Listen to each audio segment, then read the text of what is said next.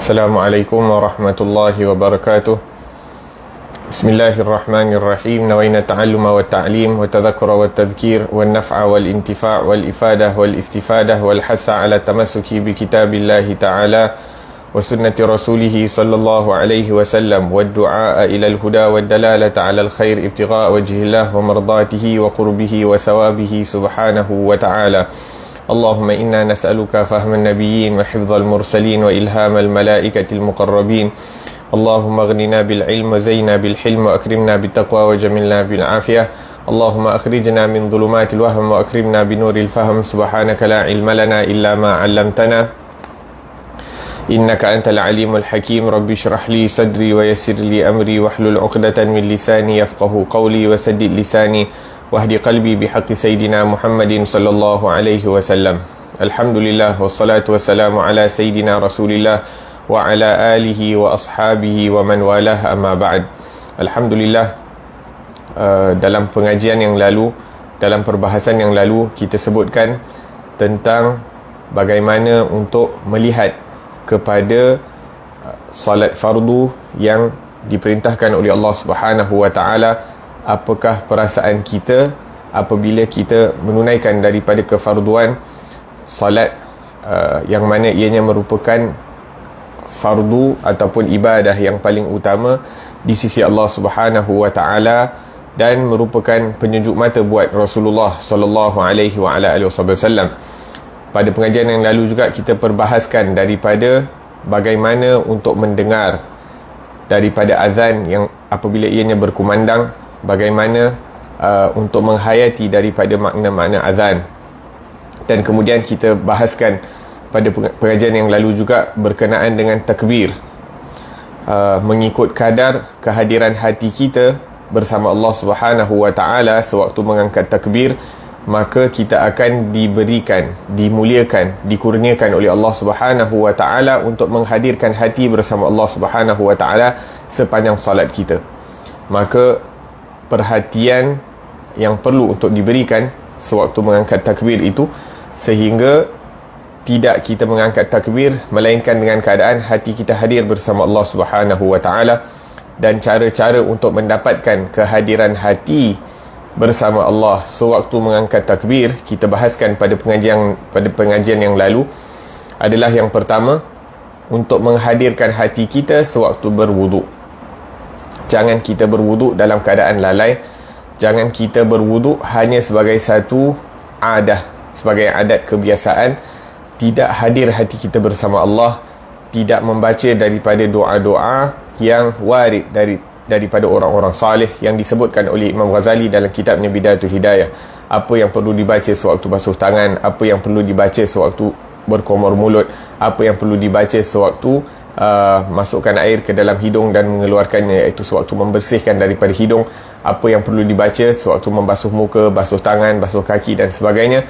Sehingga apabila kita menghadirkan makna-makna doa tersebut sewaktu berwuduk, maka ia akan membantu kita untuk hadir hati kita bersama Allah Subhanahu wa ta'ala sewaktu wuduk, yang menatijahkan kehadiran hati bersama Allah sewaktu salat dan sewaktu mengangkat takbiratul ihram.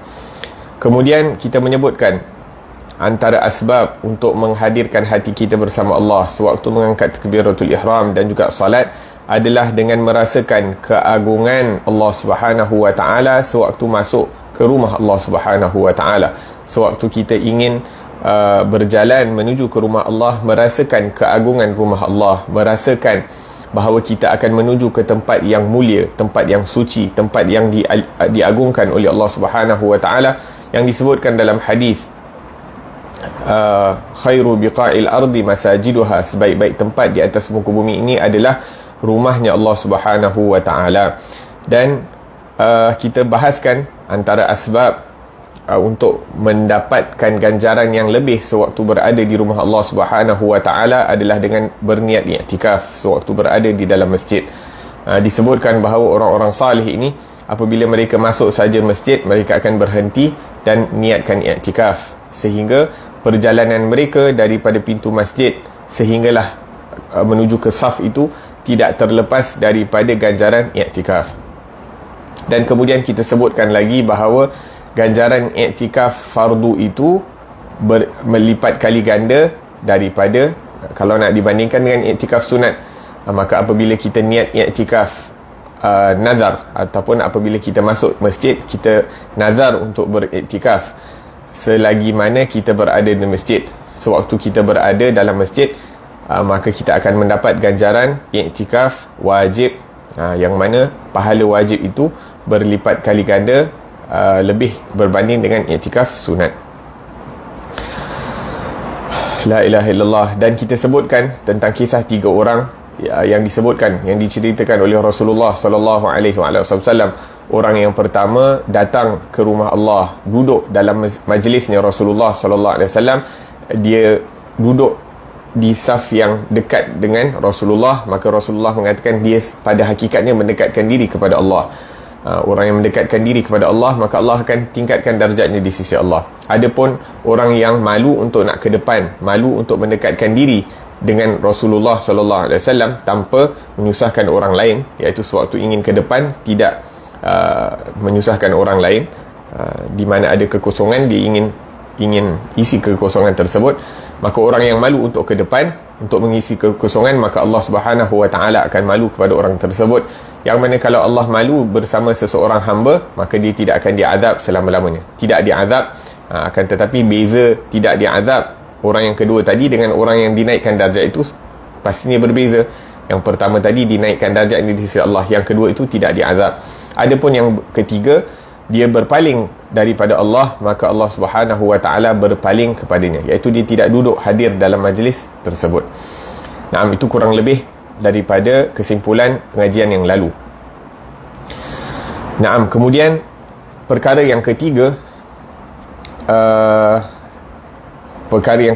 yang perlu untuk kita usahakan untuk mendapatkan kehadiran hati bersama Allah Subhanahu wa taala sewaktu takbiratul ihram dan sewaktu salat, adalah sewaktu kita berada di dalam rumahnya Allah Subhanahu wa taala, kita merasakan kebersamaan Allah Subhanahu wa taala.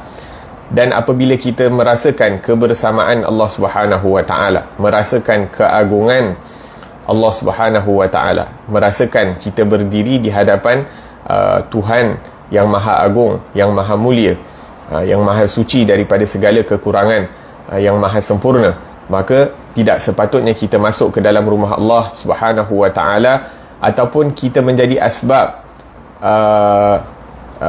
kekacauan di dalam rumahnya Allah Subhanahu wa taala. Jangan kita menjadi asbab berlakunya yakni tolak menolak di dalam rumahnya Allah Subhanahu wa taala. Kalau katalah rumah di masjid itu sempit dan sebagainya, baik daripada nak masuk ke masjid ataupun nak keluar daripada masjid, khususnya mungkin pada hari Jumaat dan sebagainya, jangan sampai ada berlaku tolak menolak ataupun meninggikan suara di dalam rumahnya Allah Subhanahu wa taala, walaupun tolak menolak itu untuk mendapatkan perkara yang baik. Seperti contoh, kita berada di Kaabah, kita berada di Makkahul Mukarramah, ingin mengucup daripada Hajarul Aswad, maka untuk melakukan kebaikan, untuk menuju ke Hajarul Aswad itu satu perkara yang sunnah, satu perkara yang baik. Akan tetapi jangan sampai nak melakukan perkara yang sunnah, kita melakukan perkara yang makruh ataupun bahkan mungkin jatuh kepada haram, kalau kita menyakiti daripada orang-orang Islam yang lain yang berada di rumah Allah Subhanahu wa taala, yang merupakan tetamunya Allah Subhanahu wa taala. Hatta walaupun kita ni nak masuk ke dalam Kaabah sekalipun, tapi jangan sampai nak melakukan perkara yang baik, kita dalam perjalanan nak melakukan perkara yang baik itu, kita melakukan perkara-perkara yang makruh ataupun perkara-perkara yang dilarang oleh Allah Subhanahu wa taala. Jadi salah satu adab berada di dalam rumahnya Allah Subhanahu wa taala adalah as-sakinah, iaitu kita berada dalam keadaan tenang, tentram, suaranya perlahan, keadaan tubuh badan kita kurangkan pergerakan dan sebagainya, iaitu mengamalkan daripada sifat at-tamaninah dan as-sakinah. Disebutkan dalam hadis, disebutkan dalam sirah bahawa apabila Rasulullah sallallahu alaihi wasallam mengerjakan hajjatul wada' bersama baginda Rasulullah kurang lebih 100,000 as-sahabah radhiyallahu anhum ajma'in, apabila mereka ingin bergerak daripada Mina menuju ke Muzdalifah, iaitu daripada Arafah nak menuju ke Muzdalifah bersama Rasulullah sallallahu alaihi wasallam, iaitu 100,000 ataupun 120,000 orang. Itu bukan bilangan yang sedikit. Kita tak mampu untuk nak bayangkan bagaimana teresak-esaknya keadaan apabila 120,000 orang berjalan dalam keadaan sekaligus. Mungkin akan berlaku tolak menolak, mungkin akan berlaku yang ni laju, yang ni perlahan dan sebagainya. Maka apabila Rasulullah sallallahu alaihi wasallam melihat keadaan menjadi seakan-akan ada sedikit tolak menolak, maka Rasulullah sallallahu alaihi wasallam hanya mengatakan dua perkataan. Nabi sallallahu alaihi wasallam mengatakan dua perkataan, akan tetapi seakan-akan perkataan itu meresap, didengari oleh setiap as-sahabah, didengari oleh telinga setiap as-sahabah, dan apa yang dikatakan oleh Rasulullah itu seakan-akan memaksa mereka ataupun menjadikan mereka ini semua menjadi tenang. Apa Rasulullah kata? Rasulullah hanya bersabda dua perkataan, as-sakinatus sakinah, iaitu tenanglah kalian, tenanglah kalian. Fama an qalaha Rasulullah hatta sakana al-120,000. Sebaik sahaja Rasulullah sallallahu alaihi wasallam mengatakan tenang, maka 120,000 orang as-sahabah yang bersama Rasulullah sallallahu alaihi wasallam ketika itu, keadaan mereka semuanya menjadi tenang, sehingga sebahagian daripada mereka mengatakan bahawa innal ladzina kana yadribu dabbah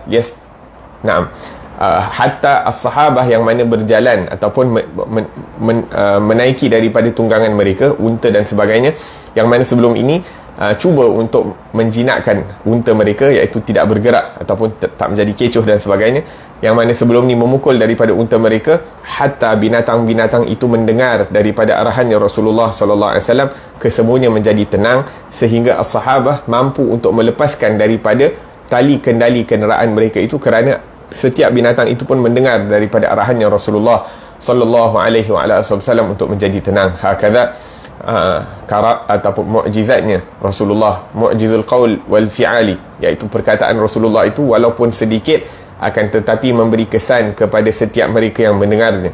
120,000 orang yang mana pada waktu itu tidak mempunyai mikrofon dan sebagainya, akan tetapi perkataan Rasulullah itu sampai ke telinga 120,000 orang as-sahabah, bahkan sampai ke telinga binatang-binatang, dan kesemuanya mendapat ketenangan dengan mendengar daripada perkataan Rasulullah sallallahu alaihi wasallam. Maka apabila kita berada di dalam rumahnya Allah Subhanahu wa taala, perkara yang paling penting adalah menjaga daripada adab, dan adab dalaman itu lebih aula daripada adab luaran, iaitu merasakan ketenangan dalam hati, merasakan khusyuk, yang mana apabila hati itu tenang, maka tubuh badan juga akan kurang daripada pergerakan dan sebagainya. Kerana apa? Kerana kita sedang mempersiapkan diri untuk menghadap kepada Allah Subhanahu wa taala. Jadi yang pertama kita sebutkan, hadirkan hati sewaktu berwuduk. Yang kedua, menjaga daripada adab ketika berada di dalam rumahnya Allah Subhanahu wa taala. Dan yang ketiga adalah bagaimana kita berdiri di hadapan Allah Subhanahu wa taala. Tadi yang kedua tadi sepatutnya as-sakinah, iaitu menjaga daripada adab sewaktu berada di rumah Allah Subhanahu wa taala. Dan yang ketiga adalah bagaimana kita nak berdiri menghadap Allah Subhanahu wa taala, bagaimana kita berdiri di dalam saf untuk masuk ke dalam as-salah. Apabila dilaungkan iqamah, bagaimana kita menyiapkan diri kita untuk menghadap Allah Subhanahu wa taala. Sebelum kita berdiri, iaitu sebelum iqamah, ada satu perkara yang perlu diberi perhatian, adalah disebutkan dalam riwayat bahawa dianjurkan, iaitu hadis ini diriwayatkan oleh salah seorang daripada as-sahabah, yang mana baginda Rasulullah sallallahu alaihi wasallam menganjurkan untuk kita sebelum sembahyang bertasbih sebanyak 10 kali. Subhanallah 10 kali. Ini sebelum sembahyang tasbih 10 kali. Kemudian la ilaha illallah 10 kali. Kemudian alhamdulillah 10 kali. Kemudian Allahu akbar 10 kali. Kebiasaannya subhanallah, kemudian alhamdulillah, baru la ilaha illallah. Tapi dalam riwayat ni didahulukan la ilaha illallah sebelum alhamdulillah. Jadi subhanallah 10 kali dahulu, kemudian la ilaha illallah, kemudian alhamdulillah, kemudian Allahu akbar. Hadis yang diriwayatkan oleh Ummu Rafi'. Naam, maka disebutkan dalam hadis tersebut, apabila seseorang hamba membaca subhanallah 10 kali sebelum sembahyang, maka Allah Subhanahu wa ta'ala akan berfirman, hadzali, subhanallah ini adalah untuk aku, kata Allah Subhanahu wa ta'ala. Dan apabila subhanallah, kita ni hamba yang tidak ada apa-apa, penuh dengan kekurangan, penuh dengan keaiban dan sebagainya, penuh dengan kekurangan, akan tetapi Allah Subhanahu wa ta'ala terima daripada subhanallah, pujian kita kepada Allah Subhanahu wa ta'ala, yang mana kita ni hanya seperti satu noktah di dalam keagungan iaitu seluruh ciptaan Allah Subhanahu wa ta'ala ini, bukan hanya di bumi, bahkan di langit, seakan-akan hanya satu zarrah yang kecil di dalam ciptaan Allah Subhanahu wa ta'ala. Akan tetapi apabila kita memuji kepada Allah Subhanahu wa ta'ala, Allah terima daripada pujian kita, dan Allah mengatakan hadzali, pujian itu adalah untuk aku, kata Allah Subhanahu wa ta'ala. Kita ni kalau nak ikutkan, tak ada benda, tak ada value, tak ada nilai, tak ada kemuliaan, tak ada apa-apa kalau bukan kerana pemberian daripada Allah Subhanahu wa ta'ala. Lidah kita yang sangat kecil ini, yang sering kita tergelincir daripada berzikir kepada Allah Subhanahu wa ta'ala, yakni sepatutnya digunakan untuk berzikir, tapi terkadang kita bermaksiat kepada Allah Subhanahu wa ta'ala dengan lidah ini. Akan tetapi masih lagi, walaupun banyak maksiat yang kita lakukan dengan lidah ini, walaupun la ilaha illallah, banyak kekurangan yang telah kita lakukan dengan lidah kita ini, akan tetapi masih lagi diizinkan Allah untuk kita gerakkannya untuk menyebut nama Allah Subhanahu wa ta'ala. Masih lagi diizinkan lidah ini yang banyak berdosa untuk memuji kepada Allah Subhanahu wa ta'ala. La ilaha illallah. Dan apabila kita mengucapkan subhanallah, Allah menjawab. Tadi kita cakap hadzali, maksudnya bila kita memuji Allah, Allah pun jawab hadzali. Seakan-akan kita sedang berkomunikasi dengan Allah Subhanahu wa ta'ala, walaupun kita tidak mendengarnya. Dan apabila kita menyebutkan la ilaha illallah 10 kali, Allah juga akan mengatakan, berfirman hadzali, ini pun hadhihi li, ini pun juga untuk aku. Dan apabila kita menyebutkan alhamdulillah, perkara yang sama juga, alhamdulillah 10 kali, Allah mengatakan hadhihi li, ini pun untuk aku. Dan apabila kita menyebutkan Allahu Akbar, juga Allah kata ini untuk aku. Dan kemudian kita beristighfar, astaghfirullah 10 kali, dan Allah Subhanahu wa ta'ala akan berfirman, qad fa'altu, aku telah melakukannya, iaitu Allah Subhanahu wa ta'ala telah mengampunkan dosa kita. Maka sebelum sembahyang itu ada zikir yang berjumlah 50 zikir. Subhanallah 10 kali, la ilaha illallah 10 kali, alhamdulillah 10 kali, Allahu Akbar 10 kali, dan astaghfirullah 10 kali, yang menjadikan bilangannya 50. Dan kalau setiap satu pahala Allah ganjarkan 10, maka 50 ni akan menjadi 500 pahala yang kita dapat sebelum as-salah. Dan waktu di antara azan dan iqamah itu doanya makbul di sisi Allah Subhanahu wa ta'ala. Maka sebelum masuk ke dalam salat lagi, kita dah mendapat pengampunan daripada Allah Subhanahu wa ta'ala. La ilaha illallah. Dan kalau kita nak fikirkan 10, 10, 10, 50 ini tak mengambil masa lebih daripada 5 minit pun. Akan tetapi masa yang sangat singkat ini memberikan kita peluang untuk bermunajah kepada Allah Subhanahu wa ta'ala, memberikan kita peluang untuk berkomunikasi dengan Allah Subhanahu wa ta'ala, walaupun kita tidak mendengar jawapan daripada Allah Subhanahu wa ta'ala, tapi kita yakin apa yang disampaikan oleh Rasulullah itu adalah benar. Maka selagi mana kita mempunyai peluang untuk melakukan daripada zikir-zikir ini sebelum salat, maka jangan tinggal. Selagi mana kita ada peluang, sebagai contoh, kalau kita sembahyang bersendirian di rumah, kita boleh buat sebelum sembahyang. Kalau kita mungkin sembahyang di masjid juga, cuba hadirkan diri kita awal di masjid, sehingga kita tidak terlepas daripada mempunyai peluang untuk berdoa kepada Allah, berzikir kepada Allah Subhanahu wa ta'ala sebelum as-salah, sebelum sembahyang. Dan orang yang bersungguh-sungguh ingin mendekatkan diri kepada Allah Subhanahu wa ta'ala akan berusaha sedaya upaya untuk tidak meninggalkan daripada peluang keemasan ini sebelum as-salah. Dan apabila kita diberi taufik untuk mengamalkan daripada tasbih ini sebelum salat, maka kita patut merasa malu apabila kita bertasbih kepada Allah Subhanahu Wa Taala dalam keadaan hati yang lalai, iaitu kita menyebut subhanallah, kemudian Allah mengatakan hadhihi li, ini untuk aku, tapi kita sebut subhanallah itu dalam keadaan lalai. Ma yata'atta, itu tak patut bagi kita untuk bermuamalah dengan Allah Subhanahu Wa Taala dalam keadaan begitu. Allah memberi perhatiannya kepada kita, akan tetapi kita berzikir kepada Allah Subhanahu Wa Taala dalam keadaan lalai. La ilaha illallah. Maka hendaklah kita merasakan, menghadirkan hati kita sewaktu kita menyebutkan daripada zikir tersebut. Bahkan setiap zikir, setiap doa, setiap salat, setiap bacaan Al-Quran yang kita lakukan perlulah dilakukan dengan kehadiran hati bersama Allah Subhanahu Wa Taala.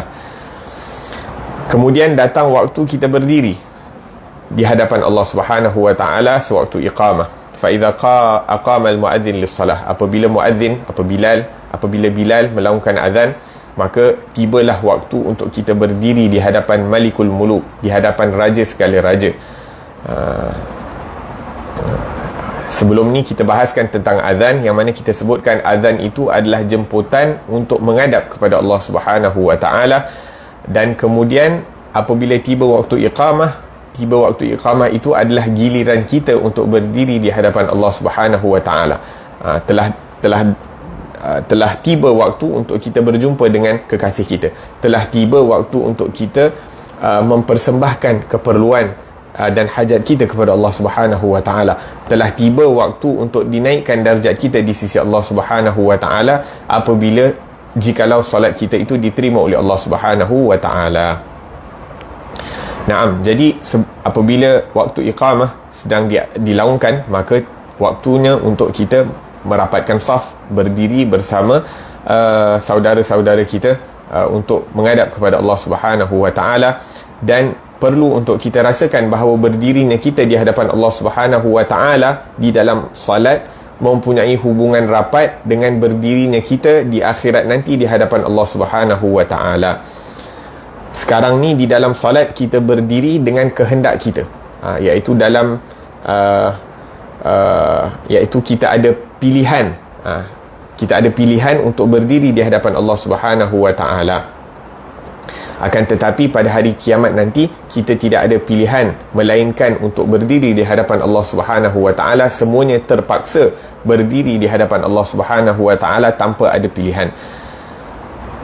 La ilaha illallah. Naam. Kerana apa? Apabila iqamat di dunia ini didirikan, maka kita berdiri di hadapan Allah, sama ada kita mempunyai pilihan nak berdiri ataupun tidak, nak datang ke masjid ataupun tidak. Akan tetapi di akhirat nanti apabila dipanggil, ada malaikat yang akan memanggil nama, liyakum fulan bin fulan lil ardi ala Allah, berdirilah si fulan bin si fulan untuk dihadapkan di hadapan Allah Subhanahu Wa Taala. Dan apabila nama kita akan dipanggil, setiap makhluk yang berada di padang mahsyar itu akan mendengar daripada panggilan tersebut. Kita tak boleh nak bayangkan berapa ramai, berapa gemuruhnya seseorang itu apabila namanya dipanggil di hadapan seluruh makhluk Allah Subhanahu Wa Taala, bukan hanya manusia. Yang mana manusia itu sahaja daripada zaman Nabi Adam sehingga bayi yang terakhir yang dilahirkan sebelum hari kiamat itu je dah tak boleh nak bayangkan berapa ramai, apatah lagi bersama manusia itu ada jin, bersamanya ada binatang-binatang dan sebagainya untuk menunggu daripada turn mereka diperhitungkan amalan mereka di hadapan Allah Subhanahu Wa Taala.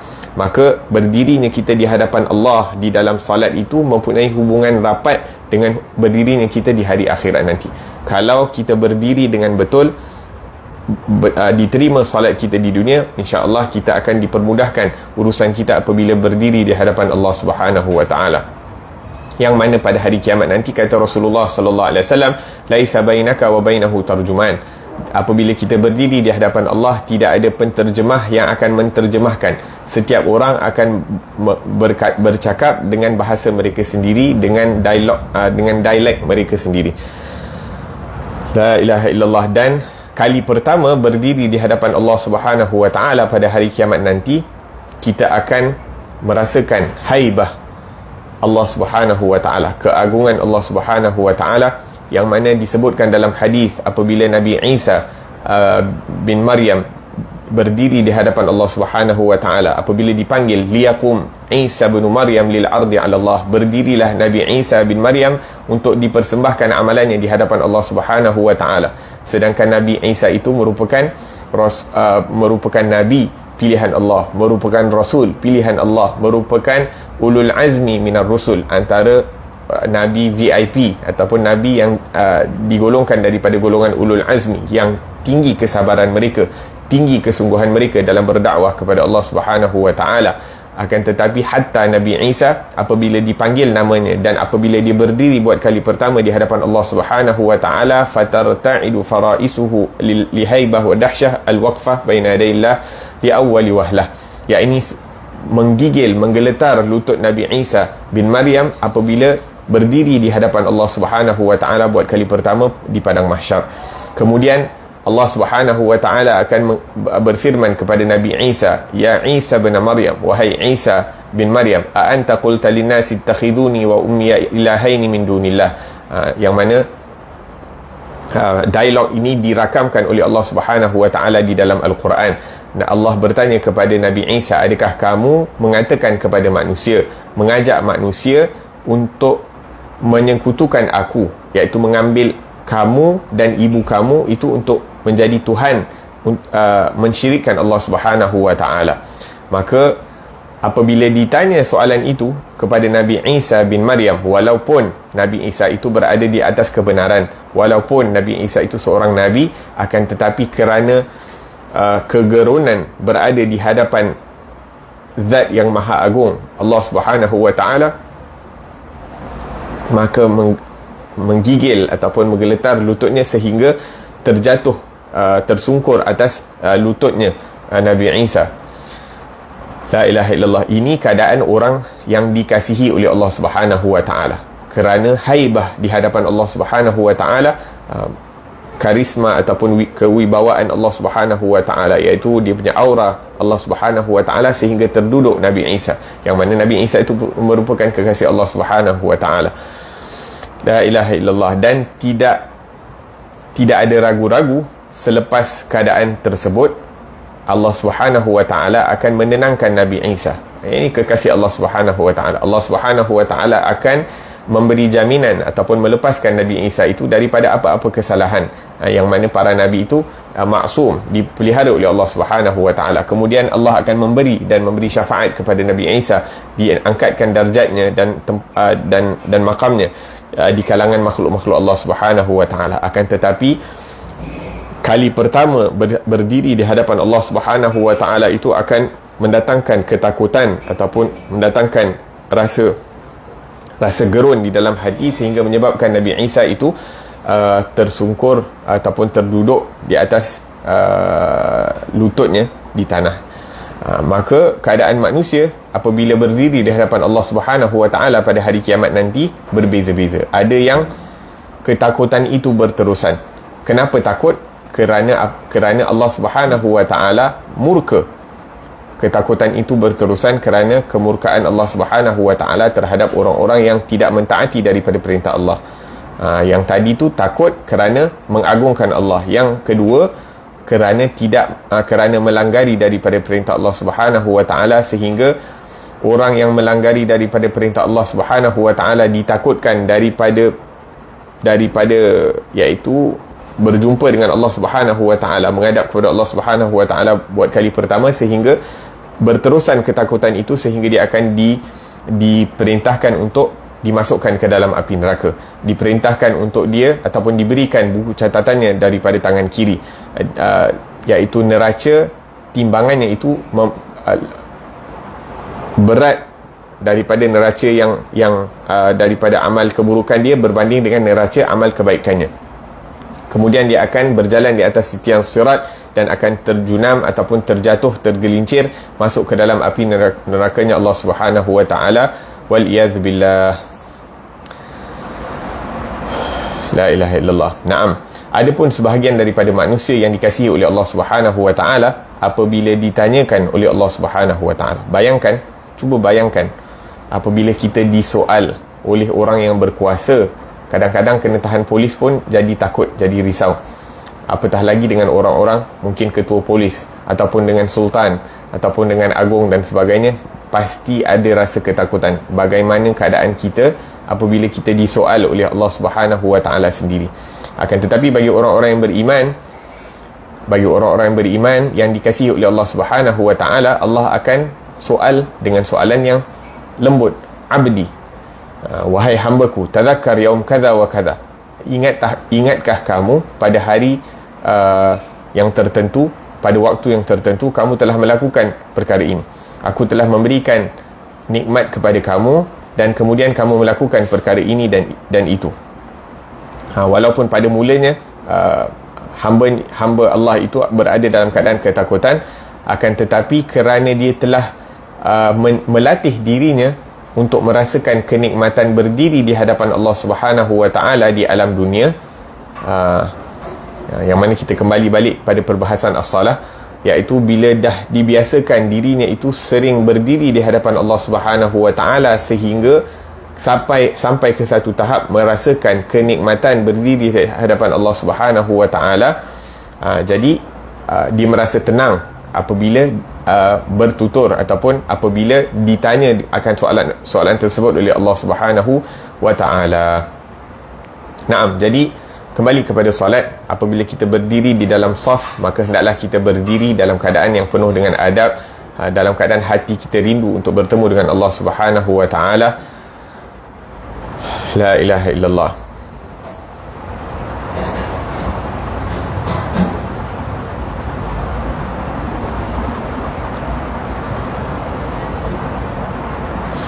Naam, jadi usaha kita untuk merasakan kelazatan, usaha kita di alam dunia ini untuk merasakan kenikmatan berdiri di hadapan Allah Subhanahu Wa Taala akan menatijahkan daripada perasaan gembira, perasaan tenang apabila berdiri di hadapan Allah Subhanahu Wa Taala di hari kiamat nanti. Moga-moga Allah Subhanahu Wa Taala jadikan kita orang-orang yang mana gembira dan tenang hatinya apabila berdiri di hadapan Allah Subhanahu Wa Taala di dunia, sehingga ianya akan menatijahkan kita merasa tenang dan gembira dan seronok berdiri di hadapan Allah Subhanahu Wa Taala di hari akhirat nanti. Amin, Allahumma amin. La ilaha illallah. Naam, maka orang-orang yang dikasihi oleh Allah Subhanahu Wa Taala pada hari kiamat nanti, maka Allah akan mengatakan kepada dia, "Na'am ya abdi." Ya, wahai hambaku, engkau telah melakukan perkara ini dan perkara itu di dunia. Kamu telah mungkin tergelincir dalam melakukan maksiat, lakinnani tubtu alaika wa ghafartuha lak. Akan tetapi aku telah memberi kamu taufik untuk bertaubat. Aku telah mengampuni segala dosa kamu. Aku telah melupakan apa yang kamu lakukan itu daripada malaikat-malaikat yang menulis daripada amal catatan keburukan kamu, iaitu telah dipadamkan oleh Allah Subhanahu Wa Taala daripada ingatan para malaikat dan juga daripada kitab yang ditulis oleh para malaikat. Wa masahtuha minal kutub wa ansaituha al-ard. Dan aku telah melupakan juga muka bumi di mana kamu berdiri melakukan dosa-dosa tersebut, dan aku telah melupakan daripada tempat di mana naiknya amalan kamu ke langit. Maksudnya kalau amalan baik naik ke langit, maka langit akan gembira. Kalau amalan buruk yang naik ke langit, maka langit akan marah kerana orang tu iaitu melanggari dari perintah Allah Subhanahu Wa Taala. Jadi langit pun akan ingat ada amalan baik yang naik, ada amalan buruk yang naik. Jadi kalau amalan buruk naik, akan tetapi apabila Allah memaafkan, menerima daripada taubat seorang hamba tersebut, maka akan dilupakan bumi di mana dia melakukan kesalahan, dan juga langit di mana tempat naiknya pahala ataupun dosa orang tersebut. La ilaha illallah. Wa inni qad ahattuka bihijabi satri wa kanafi falam yasma' ahadun min hadzal mawqif itabi lak.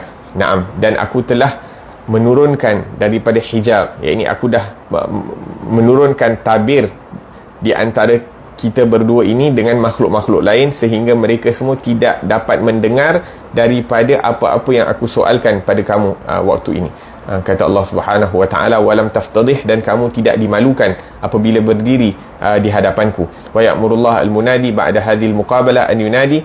Dan Allah Subhanahu Wa Taala kemudiannya memerintahkan kepada malaikat untuk untuk membuat pengumuman, laqad sa'ida fulan ibn fulan sa'adatan la yashqa ba'daha abada. Sesungguhnya fulan bin fulan telah berjaya, telah lulus dalam ujiannya di dunia, yang mana dia mendapat kejayaan selama-lamanya di akhirat. Moga-moga Allah Subhanahu Wa Taala perdengarkan kepada kita semua, diri kita, ahli keluarga kita, anak-anak kita, zuriat kita, sehingga hari kiamat mendengar daripada perkataan ini. Seakan-akan selepas exam tu keluar result, kita lulus. Akan tetapi di akhirat nanti ada malaikat yang akan memanggil, akan membuat pengumuman, laqad sa'ida fulan ibn fulan sa'adatan la yashqa ba'daha abada. Kejayaan, kebahagiaan yang mana tidak ada kecelakaan selepasnya selama-lamanya.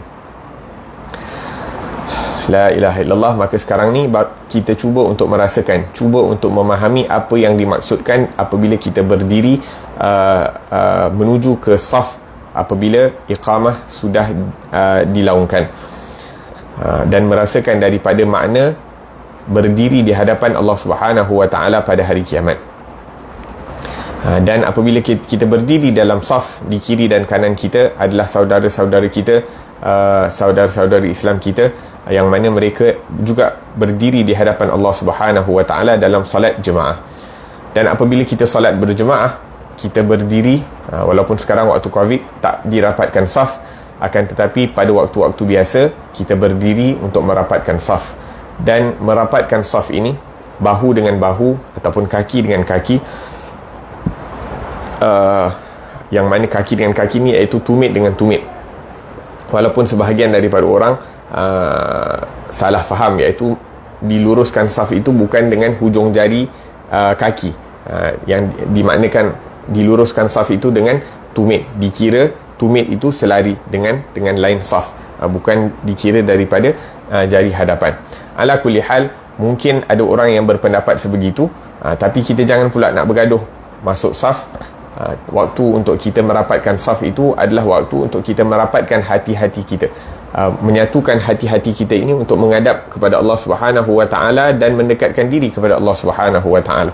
Jangan sampai saf kita rapat, saf kita lurus, akan tetapi hati kita ini berjauhan, akan tetapi hati kita ini tidak selari tujuannya untuk mendekatkan diri kepada Allah Subhanahu Wa Taala. Maksudnya bila kita dekatkan tubuh badan kita bersama saudara Islam di dalam as-salah, maka ianya satu lambang hati yang bersih untuk menghadap Allah Subhanahu Wa Taala. Hati yang tidak ada rasa kebencian sesama Islam, hati yang tidak ada buruk sangka kepada orang Islam yang lain, khususnya sewaktu menunaikan as-salah. Dan jangan pula kita merasakan diri kita ni lebih baik daripada orang sebelah, walaupun mungkin pakaian kita lebih sempurna, walaupun mungkin ilmu kita lebih dikurniakan Allah Subhanahu Wa Taala lebih, tapi jangan sekali sampai terdetik dalam fikiran kita ni lebih mulia, lebih hebat, lebih afdal daripada orang di sebelah kita, baik daripada segi dalaman, baik daripada segi luaran. Jangan sampai kerana sehelai kain kita menganggap diri kita lebih baik. Hanya kerana kain lebih bersih, kita anggap diri kita lebih baik dan lebih sempurna daripada orang lain, waliyadzubillahi tabaraka wa ta'ala. Maka hendaklah kita merasakan, menghadirkan adab bersama Allah Subhanahu Wa Ta'ala. Kita sedang bersiap sedia untuk menghadap kepada Allah Subhanahu Wa Ta'ala. Jangan pula kita masuk ke dalam salat dalam keadaan takabur, riak. Kita merasakan diri kita lebih mulia daripada orang lain, dan rapatkan saf itu untuk merapatkan di antara kita dengan orang sebelah kita ini daripada gangguan syaitan. Jangan kita biarkan ada kosong, dalam erti kata kita tidak membiarkan syaitan itu masuk di antara kita dengan saudara kita yang lain. Kalau syaitan bisik kepada kita tentang keburukan saudara kita yang lain, maka kita tolak bisikan syaitan itu jauh-jauh. Kita tak layan daripada bisikan syaitan, dan kita berbaik sangka dengan setiap orang. Itu yang diinginkan dengan merapatkan saf. Ini bukan hanya rapatkan saf secara zahir, akan tetapi kita rapatkan saf roh kita itu, kecintaan antara satu dengan yang lain sesama Islam perlu untuk dirapatkan, sehingga apabila dibisikkan, apabila dibisik sama ada daripada syaitan, apabila dibisik walaupun daripada manusia tentang keburukan orang lain, masih lagi kita menolak apa-apa sangkaan buruk daripada orang lain, apa-apa yang dibawa oleh orang lain, kita bersangka baik kepada saudara kita yang Islam. Kerana apa? Kerana kita ingin mendekatkan diri kepada Allah Subhanahu wa ta'ala. La ilaha illallah. Naam. Dan kalau kita menjadi imam, maka hendaklah kita merasakan merasakan bahawa kita ni imam bagi pihak Rasulullah sallallahu alaihi wasallam. Kerana pada hakikatnya Rasulullah lah imam segala imam. Kalau bukan kerana pengikutan kita, penauladanan kita terhadap Rasulullah sallallahu alaihi wasallam dengan cara yang sebenar untuk menjadi imam, maka solat kita tak sah. Kalau kita tak mengikut adab bagaimana nak jadi imam, kita tak mempelajari daripada bagaimana nak jadi imam daripada Rasulullah, maka solat kita tak sah. Maka pada hakikatnya imam kita ni adalah Rasulullah sallallahu alaihi wasallam. Baik untuk imam, kalau kita jadi imam, kita merasakan imam kita itu adalah Rasulullah sallallahu alaihi wasallam. Kalau kita jadi makmum, walaupun di hadapan kita ada imam, masih lagi kalau kita boleh merasakan bahawa imam kita yang sebenar itu adalah Rasulullah, itu lebih afdal. Dan merasakan daripada doa yang dipanjatkan oleh orang-orang salih, Rabbana hablana min azwajina wa dhurriyyatina qurrata a'yun waj'alna lil muttaqina imama. Dan kita mohon daripada Allah, ya Allah, jadikanlah kita ni imam, ketua buat orang-orang yang bertakwa. Ketua tu bukan bermakna kita kena dikedepankan, dihormati dan sebagainya, akan tetapi kita mempunyai sifat-sifat untuk menjadi ketua kepada orang-orang yang bertakwa kepada Allah Subhanahu wa ta'ala. Maka ingin menjadi daripada ketua daripada orang-orang yang bertakwa tidak bermakna kita merasa diri kita ni lebih mulia, lebih hebat daripada diorang. Dan kalau tidak ada imam, contohnya kita pergi ke masjid, imam ratib tak datang, maka jangan kita berebut pula nak jadi imam. Kita nak tunjukkan yang kita ni hebat, nak tunjukkan bacaan kita lebih bagus daripada orang yang lain. Kalau contohnya kita pergi masjid, imam ratib tu ada, maka walaupun maka imam ratib itu, imam yang ditugaskan di masjid itu lebih afdal untuk ke depan, walaupun ada di kalangan para makmum itu lebih hebat hafalannya ataupun lebih hebat ilmunya masalan daripada fiqh. Akan tetapi dalam mazhab kita Syafi'i, imam yang dilantik untuk jadi imam di masjid itu lebih aula untuk jadi imam daripada yang lain, walaupun ilmunya kurang daripada makmum. Wa illam yahdur imam ratib fayuqaddim al-atqa wal a'lam wal awra. Adapun kalau imam yang ditugaskan tidak hadir, maka kita kedepankan orang yang lebih bertakwa, orang yang lebih berilmu dan orang yang lebih wara'. La ilaha illallah. Dan kalau kita tahu orang yang lebih bertakwa dan lebih warak ni, dia tak akan kedepankan diri dia sendiri. Orang yang lebih bertakwa, orang yang lebih berilmu ni, dia akan suka ataupun dia akan kedepankan orang lain dan tidak akan kedepankan dirinya sendiri. Jangan kita nak berebut nak jadi imam. La ilaha illallah. Orang-orang salih di zaman dahulu, mereka kalau boleh tak nak dijadikan imam, illa an yahmilu alaih, kecuali mereka dipaksa untuk jadi imam. Akan tetapi sekarang ni kita hidup di zaman yakni orang suka nak jadi imam, suka untuk berada di hadapan. La ilaha illallah. Maka yang perlu untuk kita lakukan adalah kita berbaik sangka dengan semua orang dan kita berdiri. Kalau ditolak, disuruh untuk ke depan, maka kita ke depan. Tapi kalau kita tak disuruh untuk ke depan, kita tak perlu untuk nak ke depan. La ilaha illallah.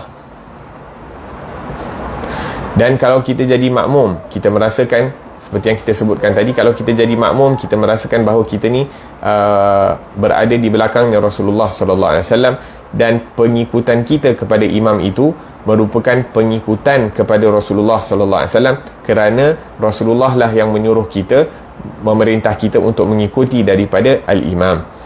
Wa indama akhbarana bi anna al-imam dhaminun hadza amrun. Dan Rasulullah mengatakan bahawa seorang imam itu dia akan menjamin, dia menjadi penjamin. Maksudnya dia akan menjamin daripada solat orang-orang yang berada di belakangnya. Kemudian apabila imam angkat takbir, fa idza qala al-imam Allahu akbar, apabila imam angkat takbir, maknanya apa? Maknanya kita telah berubah daripada satu keadaan kepada keadaan yang lain. Sebelum diucapkan kalimat Allahu Akbar, kita berada di luar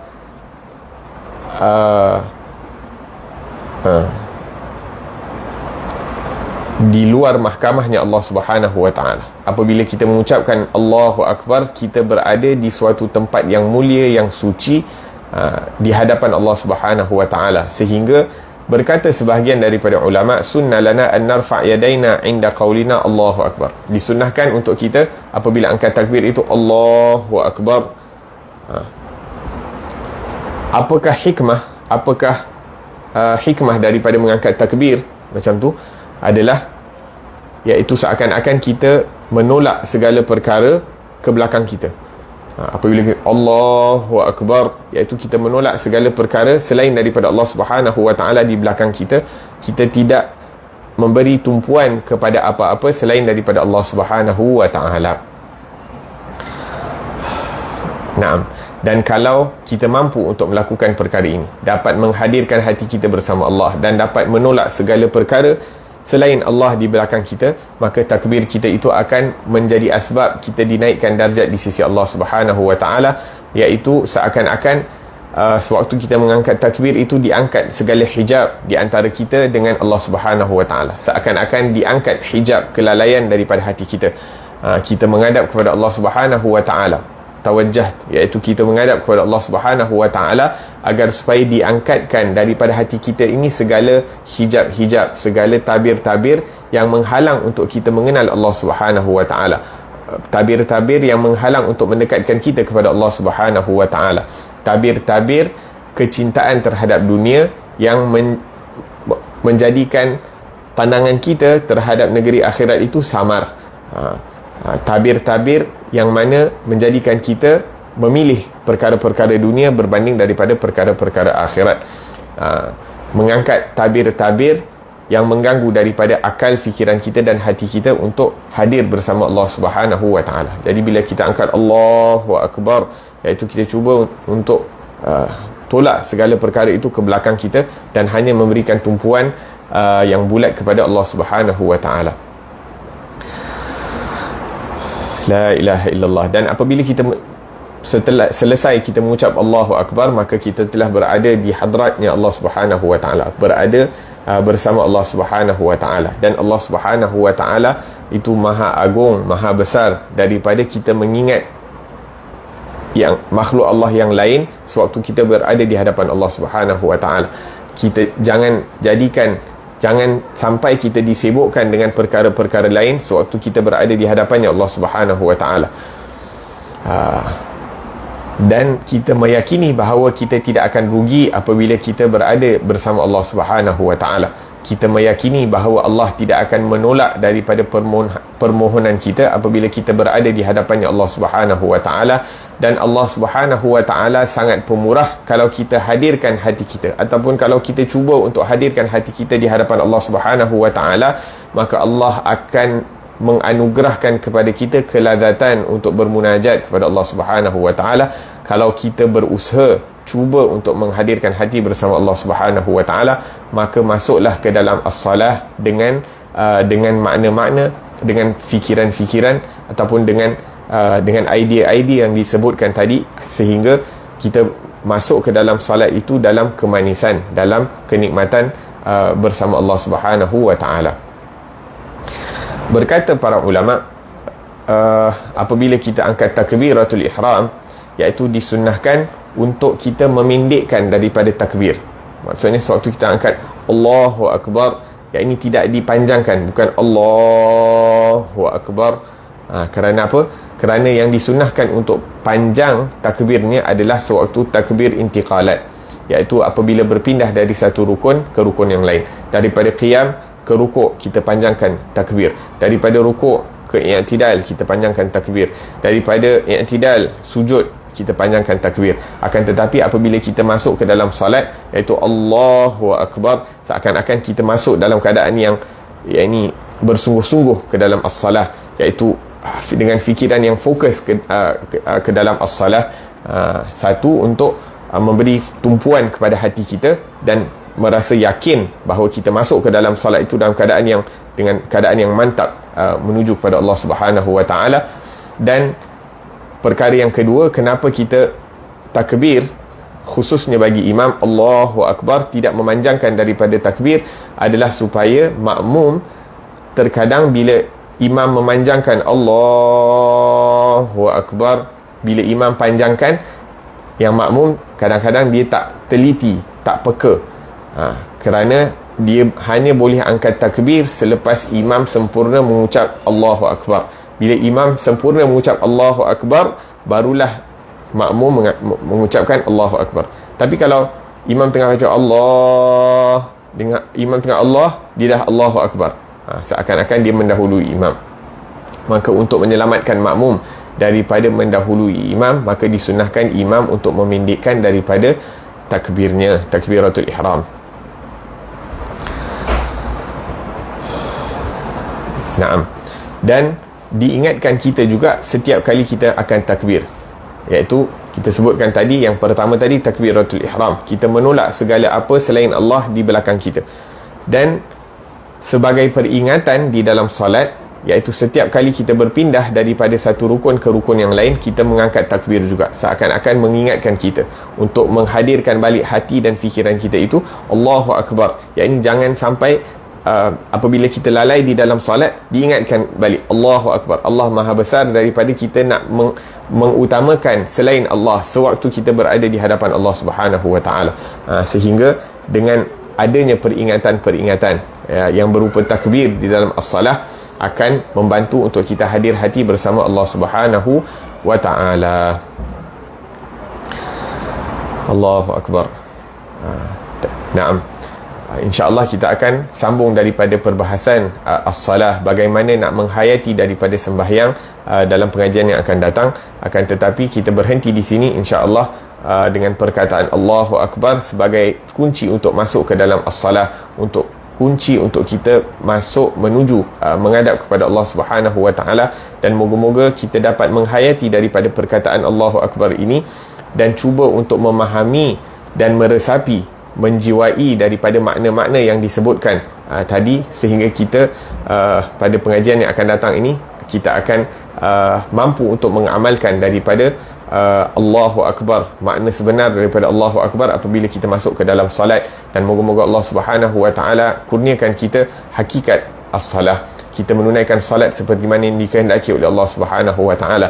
Kita salat dengan benar-benar mengikuti daripada ajaran Rasulullah sallallahu alaihi wasallam yang bersabda, sallu kama raaitumuni usalli, sembahyanglah kamu seperti mana kamu melihat aku sembahyang. Dan kita dapat sembahyang merasakan imam kita itu adalah Rasulullah sallallahu alaihi wasallam. Moga-moga Allah Subhanahu Wa Taala beri kita taufik untuk mengamalkan daripada apa yang disampaikan, apa yang diperdengarkan, dan jangan hanya dijadikan sebagai pergerakan lidah dan satu hanya pendengaran untuk telinga tapi tidak diamalkan, waliyadzubillah tabaraka wa taala. Moga-moga Allah Subhanahu Wa Taala jadikan kita orang yang berilmu dengan ilmu yang bermanfaat, dan jadikan kita orang-orang yang mengamalkan daripada ilmu tersebut. Amin Allahumma amin. Rabbana anfa'na bima 'allamtana, rabbi 'allimna alladhi yanfa'una, rabbi faqihna wa faqih ahlana wa qarabatin lana fi dinina مع أهل القتر وأنثى وذكر ربي وفقنا وفقهم لما ترتضي قولا وفعلا كرما، وارزق الكل حلالا دائما، وأخل أتقياء علما نحظى بالخير ونكفى كل شر. ربنا واصلح لنا كل الشؤون وأقر بالرضا منك العيون، واقض عنا ربنا كل الديون قبل أن تأتينا رسل المنون، واغفر واستر أنت أكرم من ستر. وصلاة الله تغشى المصطفى من إلى الحق دعانا، والوفاء بكتاب فيه للناس شفاء، وعلى الآل الكرام الشرفاء، وعلى الصحب المصابيح الغرار. اللهم اهدنا بهداك واجعلنا ممن يسارع في رضاك، ولا تولنا وليا سواك، ولا تجعلنا ممن خالف أمرك وعصاك. وحسبنا الله ونعم الوكيل، ولا حول ولا قوة إلا بالله العلي العظيم. وصلى الله على سيدنا محمد وعلى آله وصحبه وسلم، والحمد لله رب العالمين، والعفو منكم، والسلام عليكم ورحمة الله وبركاته.